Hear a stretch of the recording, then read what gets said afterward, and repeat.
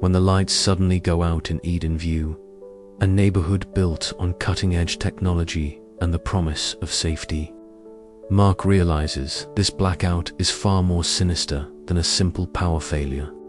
His son clings to him as neighbors begin moving and speaking like lifeless puppets, trapped in eerie loops that make no sense. The gates are sealed, communications dead, and unseen eyes seem to linger in every shadow. What was once a dream community has turned into a silent stage, its residents unwilling actors. To protect his child, Mark must uncover who or what is pulling the strings.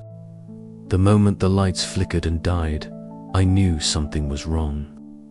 It was a subtle shift at first. The gentle hum of the smart thermostat ceased, the soft glow of the living room lamps winked out, and the familiar, reassuring buzz of the refrigerator fell silent. I sat frozen for a moment, my fingers mid-air above the tablet, watching the screen fade to black. "Ethan," I called softly, trying to keep my voice steady. "Power's out." From his room, I heard the faint thud of footsteps and the soft whimper of curiosity. He appeared in the doorway, clutching his tablet like a lifeline. His eyes were wide, reflecting the sudden darkness that swallowed our high-tech Edenview home. "Dad," his voice trembled slightly. "What's happening?" I swallowed hard, searching for answers I didn't have. "I'm not sure, buddy. Let's check outside." I grabbed a flashlight, the beam cutting a narrow path through the oppressive blackness that had claimed our house and, as I was about to find out, our entire neighborhood. Stepping onto the porch, the cool night air hit me differently tonight, heavier, more charged, as if the silence itself was waiting. Down the street, the usually vibrant community was eerily still. The streetlights, solar-powered but dependent on the grid for backup, were dark. The gated entrance to Edenview loomed silent and unwelcoming. I noticed Mrs. Caldwell standing at the edge of her yard, her silver hair catching what little moonlight filtered through the clouds. Her lips moved, repeating a phrase I couldn't quite catch, her eyes glazed and distant. I approached cautiously. "Mrs. Caldwell, are you okay?" She turned her head slowly, a faint, mechanical smile playing on her lips. "Welcome home, Mark," she said, her voice flat and rehearsed. Then she turned and began walking down the sidewalk, following a path she'd taken countless times before. But there was no life in her steps, no purpose besides adherence to a script. My heart pounded as I moved deeper into the neighborhood. Mr. Harding was standing rigidly by his driveway, his gaze fixed on an invisible point ahead. "Everything is as it should be," he repeated over and over, his tone devoid of any inflection. I looked around frantically, seeking any sign of normal interaction. A laugh, a shout, a cry, but found none. It was as if the entire community had been reduced to puppets, dancing on strings I couldn't see. Ethan tugged at my sleeve, his small hand cold and trembling. "Dad, why is everyone acting like robots?" I swallowed the lump in my throat. "I don't know, son, but I promise I'm going to figure this out." I pulled out my phone. No signal. I tried the smart home hub. Dead. Every screen in our house was black, every device silent. Edenview's famed smart systems, designed to make life easier, had gone dark, leaving us vulnerable and alone. The night deepened, and with it, the eerie stillness. I knew this was just the beginning. Whatever had happened, whatever was controlling our neighbors, it wasn't natural. And I was going to have to face it for Ethan's sake and for mine. I took a deep breath and headed back inside, knowing that the darkness outside was nothing compared to the shadow creeping into the hearts of Edenview's residents. The blackout had begun, and nothing would ever be the same again.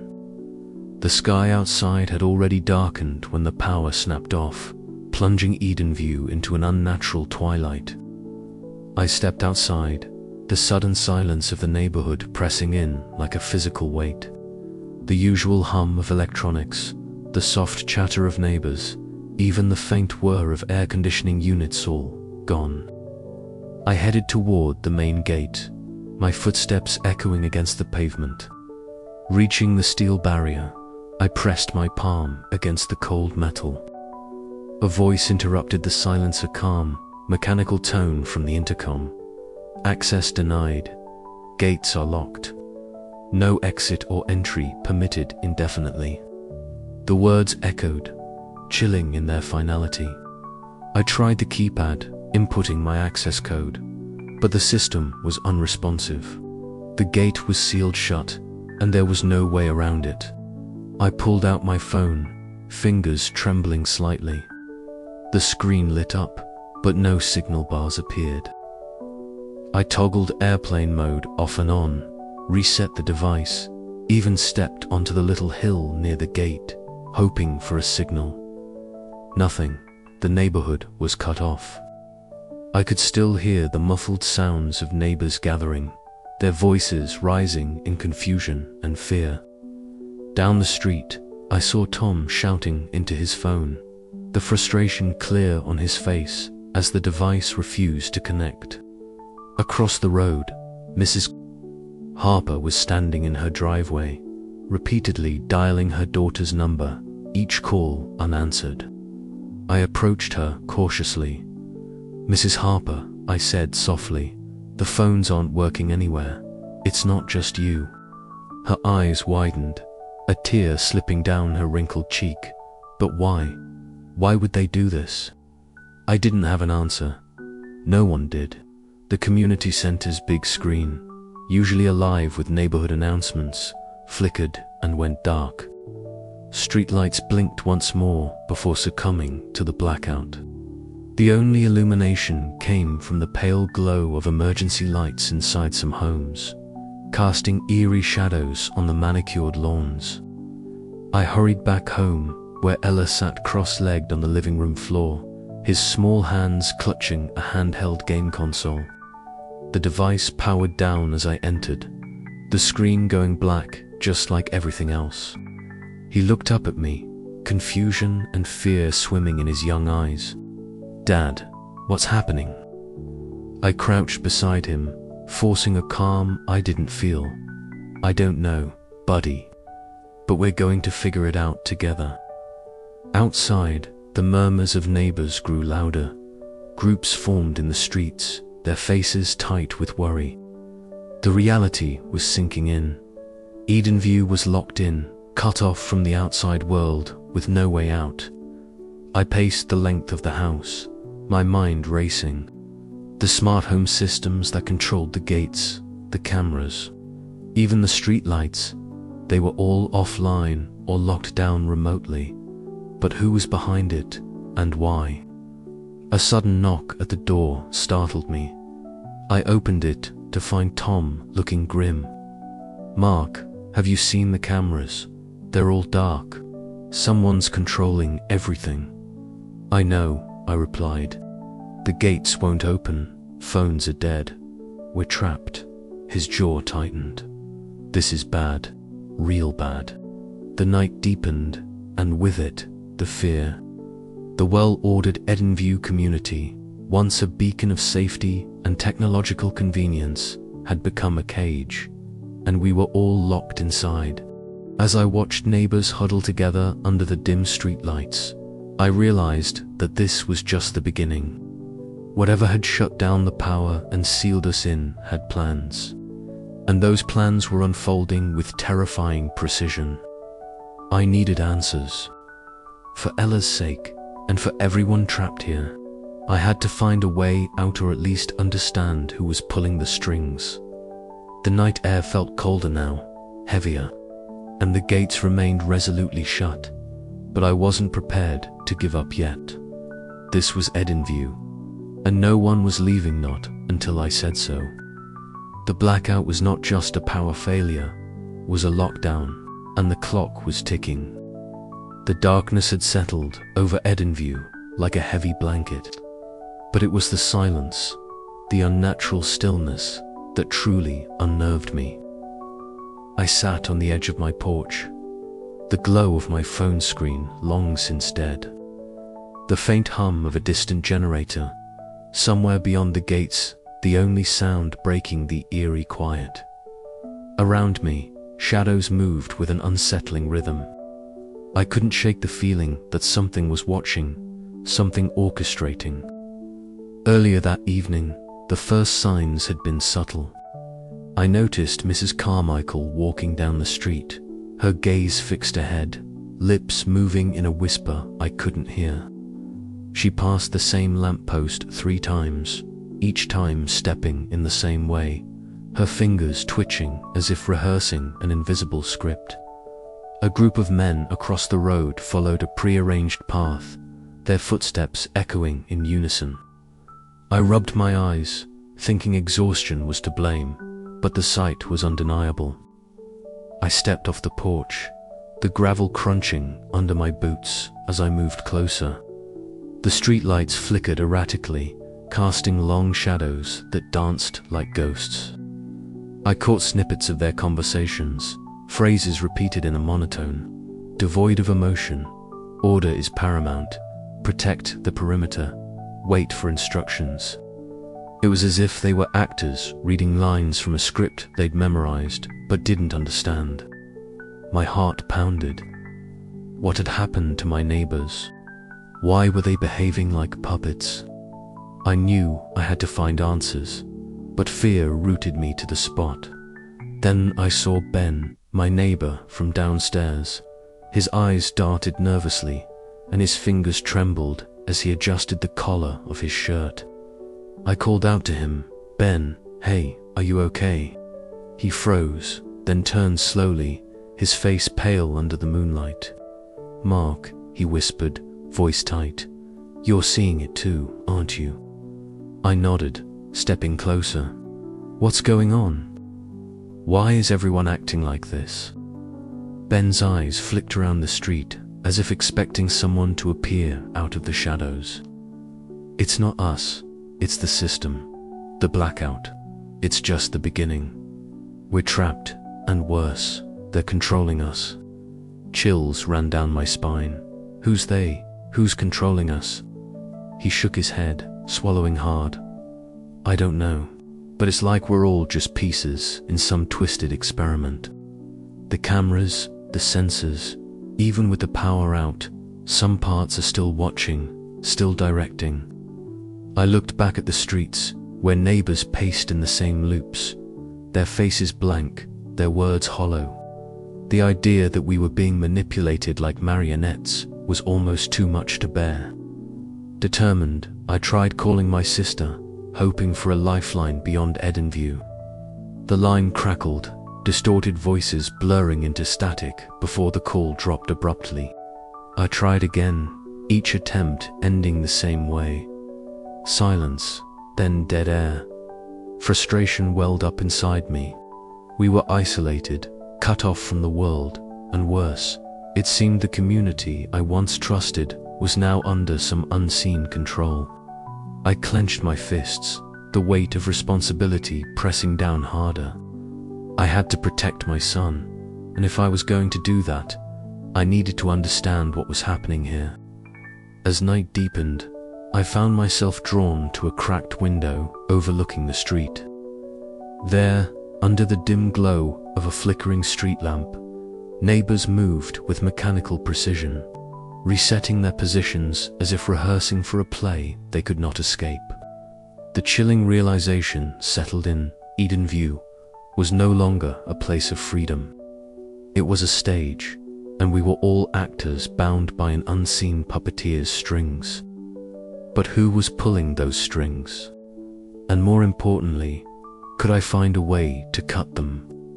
The questions burned in my mind as the night stretched on, the darkness outside deeper than ever. I knew sleep would evade me again, because, in Edenview, the blackout wasn't just about power, it was about control, and I was trapped in its grip. The community center was eerily quiet, except for the occasional shuffle of feet and the low hum of a failing emergency light overhead. I stood at the front, my voice echoing awkwardly as I called out, "Neighbors, can we please gather for a meeting? We need to figure this out together." But the response was nothing like I expected. People passed by me, eyes glazed, lips moving in robotic repetition of phrases I barely recognized. It was as if they were actors on a stage, reciting lines written by an unseen director. Sophia held my hand tightly, his small fingers wrapping around mine with a grip that spoke of his confusion and fear. "Dad, why is everyone acting like robots?" he asked softly, his big eyes searching mine for answers I didn't have. I swallowed hard and looked out over the crowd again. Mr. Collins was pacing near the back, his steps methodical, each footfall echoing with unnerving precision. It felt like a broken record, a loop that refused to end. The streetlights outside flickered through the windows, casting long shadows that danced in rhythm with his movements. Just as despair began to creep in, Lena appeared beside me, her expression tense but resolute. "Mark," she whispered, glancing round furtively. "I've noticed moments when the script glitches. People snap out of it briefly. It's like the system controlling us is faltering." Her words sparked a flicker of hope in the darkness. "How do we use that?" I asked, my voice barely audible. She shook her head. "I don't know yet, but if we can find those cracks, maybe we can break the cycle."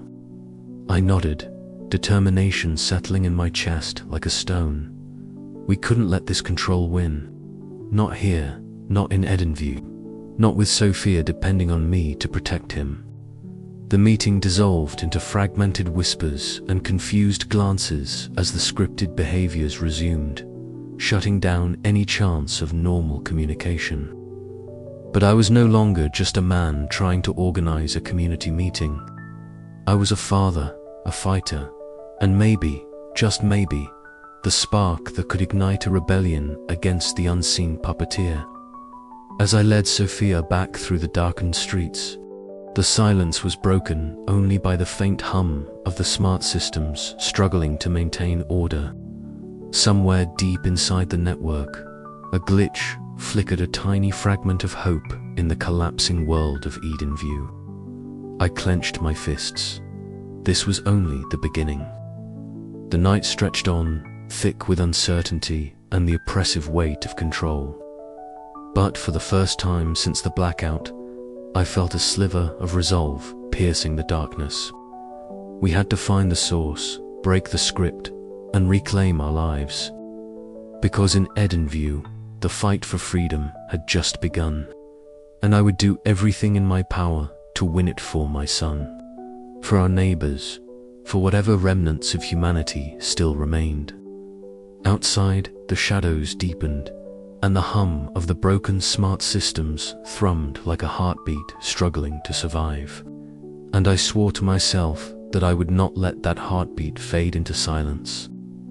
The night had settled over Edenview like a heavy blanket, its usual hum of electricity replaced by an eerie silence. Mark sat on the edge of his couch, the soft glow of his flashlight the only light in the room. His son was asleep upstairs, oblivious to the creeping dread that had taken hold of their once perfect community. The blackout had thrown everything into chaos. But what unsettled Mark most wasn't the darkness, it was the unsettling feeling that they were still being watched. Earlier that evening, after a fruitless attempt to gather his neighbors for a meeting, Mark decided to investigate the outskirts of the community. The gates remained locked tight, and the usual buzz of surveillance cameras was conspicuously absent, or so it seemed. As he moved cautiously through the shadowed streets, his flashlight beam caught something unusual near the community center. A tiny, blinking red light peeking out from the dense hedge.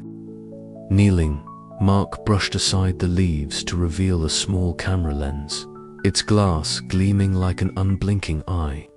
His heart pounded as he realized this meant the blackout wasn't as complete as everyone had believed. Someone had left these devices active, watching and listening. The implications sent a cold shiver down his spine. Was this some form of control? A way to keep tabs on the residents even in the absence of power? Determined to find more, Mark retraced his steps to an old maintenance shed on the edge of the neighborhood.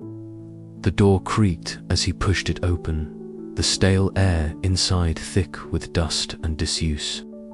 His flashlight swept over a cluttered workbench before landing on a panel of wires and devices still faintly humming with energy. Microphones, cameras, and recording equipment clustered around the console, their small indicator lights flickering weakly. It was like stepping into the heart of the community's hidden surveillance network. Suddenly, a noise behind him made Mark spin around. Eli, a neighbor known for his reclusive nature, stepped out of the shadows. "You shouldn't be poking around here," Eli warned, his voice low and urgent. "They're watching, always watching, and they don't like being disturbed." Mark's eyes narrowed. "Who are they, Eli? Who's still running this?" Eli hesitated, then shook his head. "I've seen things, heard whispers. This isn't just a blackout, it's an experiment, and we're the subjects." The weight of Eli's words hit Mark like a punch to the gut. The paranoia that had been gnawing at him now crystallized into a terrifying certainty. Someone was controlling Edenview from the shadows, using these devices to manipulate or monitor every move. Back at his house, Mark stood alone on the porch, the moon casting long shadows over the silent streets. The community looked peaceful, but he knew better. His every step, every word might be recorded, analyzed. The watchers were still out there, invisible but omnipresent. The fight for freedom had just taken on a new, darker dimension. Mark's mind raced with questions and plans. He needed to protect his son, to break the grip of whoever was pulling the strings. But first, he had to uncover the full extent of the surveillance before it was too late. The night stretched on, heavy with the weight of unseen eyes and whispered secrets. And Mark knew one thing for certain: Edenview was no longer just a neighborhood. It was a cage. Yet somewhere deep inside, a spark of defiance flickered, and Mark was determined to fan it into a flame. The watchers might be hidden, but they were not invincible, and neither was he. As dawn threatened the horizon, Mark's resolve hardened. The answers lay within the shadows, and he was ready to chase them down no matter the cost. The blackout was only the beginning. The real darkness was what waited in the silence after the lights went out, and Mark intended to bring it all into the light. The night had settled over Edenview like a thick, suffocating blanket, but the darkness was far from peaceful. The sudden power outage had not only plunged the neighborhood into shadow, but also seemed to unravel the thin veneer of civility that had held the gated community together. I stood at the window of my living room, the faint glow of a dying candle casting flickering shapes across the walls, and I watched as my neighbors' faces appeared and disappeared in the dim light, faces etched with confusion, suspicion, and something darker. Eli sat close to me, his small hands clutching the worn toy robot I'd given him last Christmas. The silence between us was heavy, broken only by the occasional creak of the house settling, or the distant murmur of voices rising and falling like waves. I could see the worry in his eyes, the same fear mirrored in my own heart. How could I protect him when the very ground beneath us seemed to be shifting? The blackout was no longer just an inconvenience. It was a catalyst. The loss of power had become a loss of order. The smart systems that once controlled Edenview's every function were silent, and without them, the community was fracturing. Neighbors who once exchanged polite nods were now eyeing each other with suspicion. The unspoken rules of neighborliness eroding quickly. Earlier that evening, I had tried to bring some semblance of calm. Helen, a neighbor I had known for years but never really spoken to beyond a casual greeting, had joined me in my living room. Her face was pale, her eyes darting nervously as she recounted her encounters with Tommen, another neighbor whose demeanor had shifted from reserved to outright hostile. Helen's voice quivered as she described Tom's aggressive confrontations, his accusing gaze, and the way he seemed to be rallying a small group of residents who believed the blackout was some kind of conspiracy. "Mark," Helen had whispered, "this isn't just a power failure. Something's controlling them. Tom and the others. They're like puppets, but dangerous ones."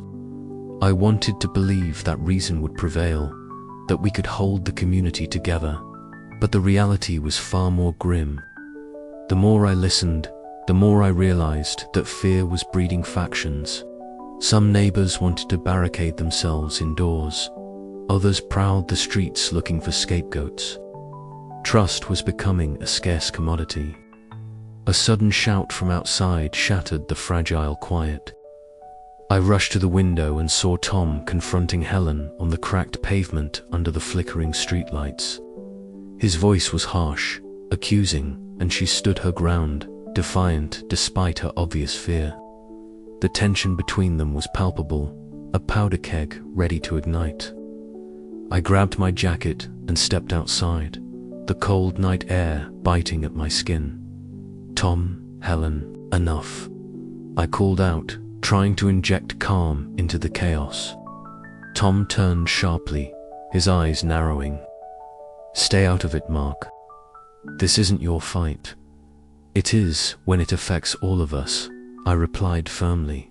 "We need to stick together, not tear each other apart." Helen looked at me gratefully, but Tom's expression twisted into something unreadable before he stalked away into the shadows. That encounter left a bitter taste in my mouth. The community was no longer a safe place, it was a battleground. I knew I had to be vigilant, not just for myself, but for Eli. The boy's innocent voice was the only light in this growing darkness. Back inside, I held Eli close and spoke softly. "We'll get through this, buddy, I promise."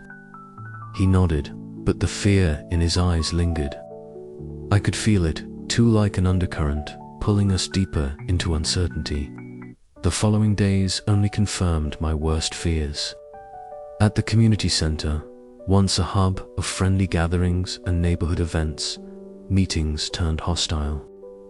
Voices rose in anger and accusation as neighbors argued about who was to blame for the blackout and whether outside help was coming. Linda, another neighbor who seemed to remain calm amidst the storm, tried to mediate, but her efforts were met with suspicion and resentment. I found myself caught in the middle, trying to hold a fragile peace. But the fractures were deepening. The scripted behaviors I had observed earlier were now breaking down entirely as fear and desperation took hold. People who had once followed the invisible lines of control were now unpredictable, volatile. One night, as I stood watch outside my home, the silence was pierced by the distant sound of footsteps and low voices. I gripped the baseball bat I had found earlier, muscles tense. The shadows shifted, and I strained to see who was approaching. The sense of isolation was overwhelming, but I reminded myself that giving in to fear would only make things worse. "Who's there?" I called out, voice steady despite the adrenaline. A figure emerged, and I recognized Helen's silhouette. She raised her hands in peace. "Mark, it's me. We need to talk." In that moment, I realized the true battle was just beginning, not just against the darkness outside, but the darkness growing within Edenview itself. Trust was fractured, and rebuilding it would be the hardest challenge of all. As I led Helen inside, I glanced down at Eli, whose eyes were heavy with sleep, but still alert. I knew that protecting him meant more than shielding him from harm. It meant fighting to restore some semblance of humanity to a community on the brink of collapse. And in the shadows, beyond the gates, I could sense the eyes watching, waiting for the next move. The collapse of order was accelerating, and the stakes had never been higher. The night stretched on, thick with uncertainty. But I was determined. For Eli's sake, for all of us, I would not let Edenview fall completely into darkness. The fight for trust had begun, and there was no turning back.